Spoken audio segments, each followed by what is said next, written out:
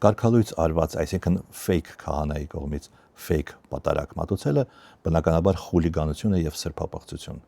Նույնպիսի խայտարակություն է նման պատարակին մասնակցելը։ Բայց քանի որ այդ միջոցառումը խրախոսում է եւ ըստ էության կազմակերպում է վարչապետը, դրան պետք է մոտենալ զուտ քաղաքական տեսանկյունից։ Նպատակը պարզ է՝ մարդկանց ճակատ-ճակատի զարկել իրար, այսինքն խորացնել անդունդը մեր հասարակության տարբեր հատվածների միջև, խորացնել ատելությունը, թշնամանքը, խորացնել ի վերջո անկայունությունը, որը մահաբեր է մեր պետության համար։ Եվ դրա դեմ առնելը կարելի է միայն մի ձևով իմ կարծիքով։ Դրա դեմ պետք է առնել նրանով, որ չտրվել այդ սադրանքին, այդ լկտի սադրանքին, այսինքն չմտնել ոչ ֆիզիկական, ոչ էլ նույնիսկ վիրտուալ կոնտակտի մեջ